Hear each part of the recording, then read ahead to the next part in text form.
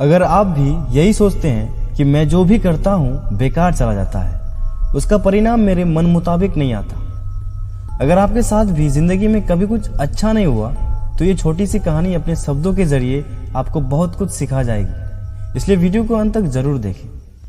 एक लड़के ने बड़े उत्साह के साथ परीक्षा की तैयारी शुरू की, लेकिन वो टॉप नहीं कर पाया, जिसकी वजह से वो बहुत उदास और निराश रहने लगा। वो अपने आप को फेल्यूर महसूस करने लगा।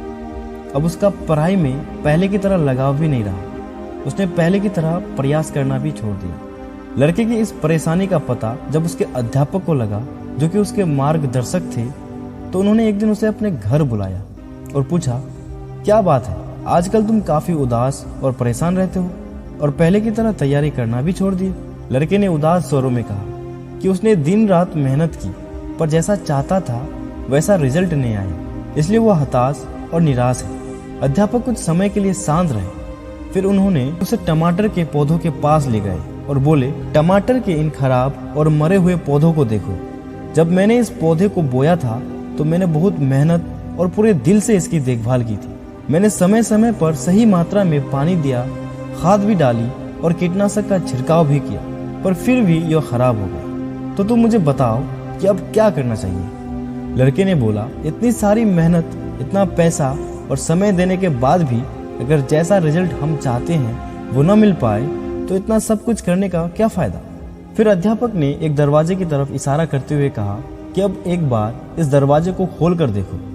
लड़के ने दरवाजे को खोला और देखा कि सामने बड़े बड़े टमाटरों के ढेर पड़े हुए थे। लड़के ने पूछा कि यह सब कहां से आए। अध्यापक बोले, टमाटर के कुछ पौधे के खराब होने का मतलब यह नहीं है कि सभी के सभी पौधे खराब हो गए। इसी तरह तुमने मेहनत तो की पर टॉप नहीं कर पाए, लेकिन इसका मतलब यह नहीं है कि तुम्हारी दिन रात की मेहनत खराब हो गई और तुम असफल हो गए। तुमने पाया तो बहुत कुछ, लेकिन तुम्हें सिर्फ इसका नकारात्मक हिस्सा ही दिख रहा है, जबकि सकारात्मक पहलू तो छिपा हुआ है, जो कि सही समय आने पर अवश्य दिखेगा। परीक्षा में लिखते वक्त कई चीजें मायने रखती है, जैसे कि लिखने की स्पीड, तबीयत, मनोस्थिति और भी बहुत कुछ, जो कि सिर्फ मेहनत का पैमाना नहीं है।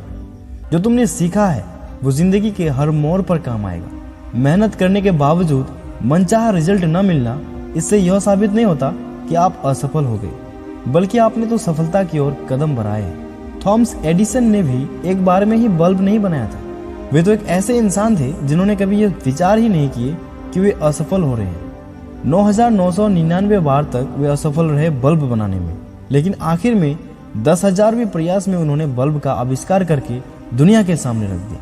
उनका माइंडसेट तो इतना स्ट्रांग था कि वे कभी भी यह नहीं सोचे कि मैं असफल हो रहा हूँ। उनके मुताबिक तो वे 9,999 तरीके जान गए जिससे कि बल्ब नहीं बनाया जा सकता। ऐसे और भी कई हजारों उदाहरण इस दुनिया में हैं जिनसे हमें काफी प्रेरणा मिलती है। अगर इन्होंने भी अपने आप को एक फेल्यूर समझा होता तो आज वे इतने अमीर और महान नहीं बन पाते। निराश होने की जगह यह सोचो कि तुमसे कहाँ गलती हुई और उस गलती को सुधारने की कोशिश करो। ये बात उन सब पर लागू होता है जो जीवन में कुछ करना चाहते हैं, लाइफ में आगे बढ़ना चाहते हैं। जब रेस लंबी हो तो ये मायने नहीं रखता कि कौन कितनी तेजी से दौड़ रहा है, मायने तो यह रखता है कि कौन कितनी ज्यादा देर तक दौड़ सकता है। जितनी बार आप असफल होते हो उतनी बार आप नई चीजें सीखते हो, क्योंकि असफलता ही हमें सफलता की कीमत बतलाती है।